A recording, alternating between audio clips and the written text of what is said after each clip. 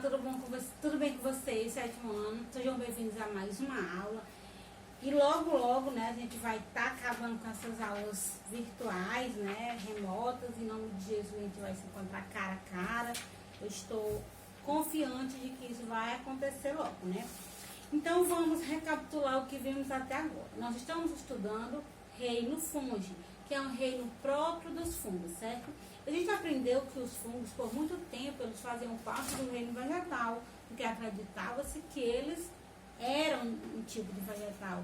Mas aí foram associando a vários fatores, e aí alguns cientistas concluíram, não, esse aqui não tem nada a ver com vegetal. Vamos criar um novo grupo para ele. Em 1977 foi criado o reino fungi, né? Porque ele é um ser heterotrófico e as plantas são autotróficas, então aí já não rolava, não dava certo. E também quando foram colocar lá na linha hereditária, perceberam que eles não tinham muita coisa em comum. Em um determinado ponto, fungo ia para o lado e vegetal ia para o outro. Eles não tinham ancestrais comuns. Então, não fazia sentido ele estar ali no reino vegetal, certo? Nós aprendemos também que o fungo, além da função que ele tem de decomposição, ele também tem uma função social, econômica. Até porque ele é uma fonte de renda, né? Muitas pessoas têm plantações, têm florestas para plantar um determinado tipo de fungo para poder vender. E que esse fungo ele serve na alimentação, na produção de medicação, na produção de antioxidante, de outros fatores por aí. Aprendemos também que o fungo ele tem 3 partes. Ele tem os micelos, né, as ínfuas, que são como se fossem as raízes que ficam enraizadas ao chão. E com o conjunto dessas ínfuas, que é como se fossem veias, né, por onde passa toda a seiva, eu chamo de micelo. Como se fosse o caule dele, o corpo dele, eu chamo de estrutura corporal, né? E o chapéuzinho eu chamo de corpo frutífero. Por isso que eu até comentei com vocês o seguinte: quando eu botei um pão ali dentro do armário, passou um dia, aí eu quero comer pão. Aí eu vou lá e peguei o pão. Num determinado pedaço do pão, tinha lá um negocinho meio esverdeado, marronzado, cinza, branco, sei lá, que é o famoso bolor. Aí eu fiz o quê? Tirei aquele pedaço contaminado do fungo, né? Joguei no mato e comi o restante. Pode, tia Nayane? Não pode, porque você tirou apenas o corpo frutífero. Os micelos, né, que é o conjunto de ínfuas, que são as raízes dos fungos, ficaram lá, enraizados. Então, é a mesma coisa de tu comer uma comida com fungo. E tu comer o fungo ali, certo? Sendo que tem os fungos que podem ser ingeridos. Nem todo fungo pode ser ingerido, certo? E aí, na página 147, tem aí o Você Sabia, né, que eu quero ler para vocês ler junto. O maior ser vivo já encontrado. A maior criatura do planeta foi descoberta em 1996. Um fungo que cresce sobre o solo da Floresta Nacional de Malheur, em Oregon, Estados Unidos. Esses fungos, a Milaria ostoia, popularmente conhecido como cogumelo do mel, nasceu do tamanho de uma partícula minúscula, impossível de ser vista a olho nu, e foi estendendo seus filamentos durante o período estimado de 2.400 anos. Da superfície dá para ver apenas sua extremidade junto aos troncos das árvores, mas debaixo da terra ela ocupa 880 hectares, o equivalente a 1.200 campos de futebol. Mas não é campo de futebol que nem o estádio do Valdizão. É um campo de futebol, entendeu? Acho que daria uns 3.000 estádio do Valdizão. Ele ainda cresce de 70 centímetros a 1,20 m por ano. Não parou não o crescimento dele, viu? Diz o engenheiro agrônomo João Lúcio de Azevedo, da Universidade de São Paulo, da USP, antes de sua descoberta, ele que afirmou que ele cresce de 70 a 1,20 m por ano. Antes de sua descoberta, o maior ser vivo era outro fungo da mesma espécie, encontrado em 92. E até essa época o título pertencia a uma árvore sequoia da Califórnia. Certo? Então vamos lá. Como é a nutrição desses animais, desses seres vivos? Página 148.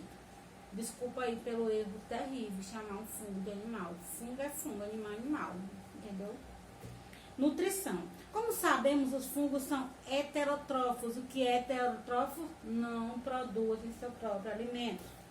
E usam uma grande variedade de fontes de alimento. Desde a matéria orgânica, já que eles são decompositores, eles se alimentam de matéria orgânica. De cadáveres de animais e plantas, até organismos vivos.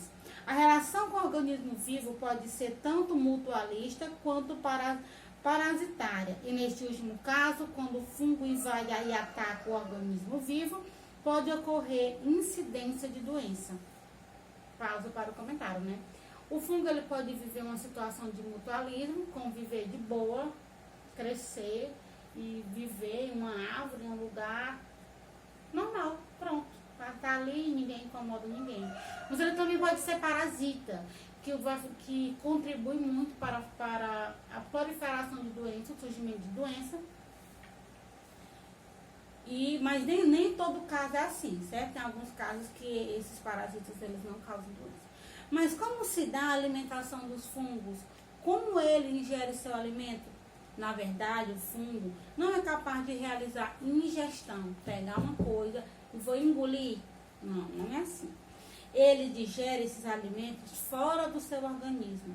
O micélio, lembra lá que parece uma raizinha, possui poderosa substância denominada enzima digestiva, capaz de ingerir os alimentos que servirá de fonte de energia para os fungos. Após essa digestão realizada externamente, o fungo absorve o nutriente resultante desse processo. Se as plantas se alimentassem da forma dos fungos, o que aconteceria?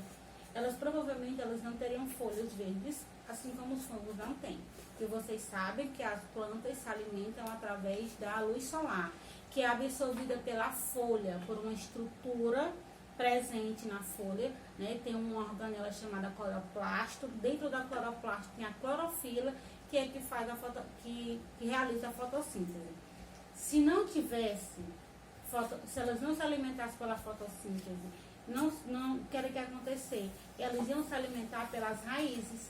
A raiz iria sugar todo o nutriente da terra e por meio de um processo de transpiração, o caule iria absorver, né? Iria absorver esses nutrientes. E não teria folha verde no planeta, que triste, né? Mas aí é a diferença. Enquanto as plantas elas se alimentam por fotossíntese, utilizando suas folhas, os fungos eles utilizam os micélios, que são como se fossem raízes, veias, que absorvem do nutriente ali daquele solo que ele se encontra do lugar, porque ele também, vocês já observaram que ele não fica só no solo, ele fica em árvore e em outros lugares, né? Como que eles se reproduzem? Podem se reproduzir tanto de maneira assexuada, não trocando células reprodutoras, ou sexuada, havendo troca de célula reprodutora. A forma assexuada. Forma de reprodução mais simples. Nos fungos unicelulares, como levedura, ocorre o brotamento, também chamado de gemulação ou gemiparidade. Como é que acontece isso? Nesse processo, a partir de um fungo unicelular surge uma nova célula, ou seja, um broto ou gêmula, que normalmente se separa dando origem a um novo indivíduo. Olha como é que acontece o brotamento. Vamos pensar que eu sou um fungo. Eu sou um fungo, chegou um determinado momento, o meu braço vai cair. Pá, caiu. Onde ele caiu, foi o que vai acontecer. Lá onde ele caiu, vai nascer um novo fungozinho. Entendeu? Então, isso é brotamento. Que acontece em muitas plantas também. Por isso que tem aí uma associação. Já os fungos multicelulares, isso só acontece com o fungo unicelular. Já o fungo multicelular reproduz-se por fragmentação. O micélio, conjunto de linfa, se fraciona em pedaços e de cada um desses pedaços surge um novo fungo. Tipo assim, novamente vou me usar. Vou pegar aqui, eu sou um fungo, cresci, estou adulta, o que é que vai acontecer? Vou tirar, isso acontece muito na produção dos multicelulares, principalmente nos que são utilizados pelo comércio, né?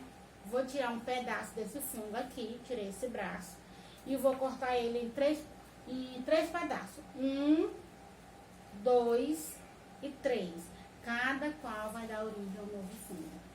Fragmentação é cortar, certo? Brotamento é tirar um pedaço, onde ele caiu vai nascer um novo. Observa o seguinte, aqui embaixo, né? Nós temos vários pontinhos amarelos. E temos a cicatriz do broto. A célula mãe, ela começa a dar origem à célula filha, certo? E aí do lado, reprodução sexuada. Como que acontece a reprodução sexuada? A gente aprendeu que a assexuada, ela acontece por brotamento ou por fragmentação. Já a sexuada, nesse tipo de reprodução, os fungos apresentam ínfas diferentes pelos sinais mais e menos. Observa aí na página 149 para você não se perder. Com isso, as ínfas do tipo mais se unem às ínfas do tipo menos, provocando a união dos núcleos de ambas as células. No final do processo surgirão células reprodutoras, zigotos, que darão origem a novos fungos. Lembra que as ínfas, elas são como raízes, certo? São como raízes de planta. O que vai acontecer? As ínfas, elas podem ser mais positivas ou menos negativas, certo? Duas ínfas positivas não se reproduzem. Duas ínfas negativas não se reproduzem. Como é que elas têm que se reproduzir? Elas têm que reproduzir uma positiva e uma negativa. Tá lá crescendo de boa, em um determinado local. E naturalmente, a gente não tem célula diferente, a gente tem célula de sangue, célula do neural, nós temos células diferentes, né? Então, naturalmente, vai nascer ínfas positivas e ínfas negativas, certo? Naturalmente, as ínfas vão sendo diferentes. E essas ínfas diferentes, elas vão se unir, quando elas se encontrar mais com menos, menos com mais, e aí vão dar origem a uma nova ínfa, combinado? Aqui é uma ínfa zigoto. Aqui tem uma perguntinha, não você sabia. O que é esporulação? Vocês vão ouvir muito. Muitos vegetais se reproduzem por esporulação. E o que é isso? Tipo de reprodução assexuada, que os fungos liberam células especiais, denominada esporo. Então, esporos são células, viu? Com paredes celulares, estrutura mais externa de fungos resistentes, capazes de, em um sólido úmido, formar novos fungos. E aqui vai ficando uma questãozinha, né, na 149, observe aí um pote de conserva, cogumelo em conserva, acho que é champion. Diga 3 características de ser vivo que está dentro do vidro. Essa aqui é muito fácil. Aí a segunda tem a imagem de um fungo de chapéu. Esse fungo é venenoso, é chamado de Amamita muscaria. Diga o nome de um fungo que possui a mesma estrutura, mas que não é venenoso. Tu pode estar pesquisando os fungos que não são venenosos. Terceira questão. Fungos e bactérias têm sido considerados por muitos vilões entre os seres vivos. Sabemos, entretanto, que ambos apresentam aspectos positivos e desempenham importantes funções ecológicas. Letra A. Cite uma forma pela qual bactérias e fungos podem contribuir para a reciclagem de nutrientes e minerais. Facílima, né? Letra B. Cite um exemplo de conquista científica no combate à infecção que foi possível a partir da utilização de fungos. Aqui tem livro de vocês. Quarta questão. O impressionante exército da argila de Xi'an, na China, enfrenta finalmente um inimigo. O oponente é um batalhão composto de mais de 40 tipos de fungo, que ameaça a integridade dos 6.000 guerreiros e cavalos moldados em tamanho natural. Os fungos que agora os atacam se alimentam da umidade provocada pela respiração dos milhares de pessoas que visitam a atração de cada ano. Letra A. Ao contrário do que está escrito no texto, a umidade não é suficiente para alimentar os fungos. Explique como os indivíduos do reino fungo se alimentam. Fácil, né? Lá em nutrição vocês vão encontrar. Letra B. Os fungos são encontrados em qualquer ambiente. Como se explica essa grande capacidade de disseminação? Explique lá. Quinta questão. O molho de soja mofado vem sendo usado na China há mais de 2.500 anos no combate à infecção da pele. Durante a Segunda Guerra Mundial, prisioneiros russos das prisões alemães que aceitavam comer pão mofado sofriam menos infecções de pele que os demais prisioneiros que o recusavam esse alimento. O que é mofo? Letra A. E letra B. Por que esses alimentos mofados podem combater as infecções da pele? Uma atividade muito interessante que nós vamos aprender aí, certo? Que nós vamos aprender muito fazendo ela, ok? Então, fiquem com Deus, façam uma tarefa, me mandem pra gente corrigir na próxima semana e até mais.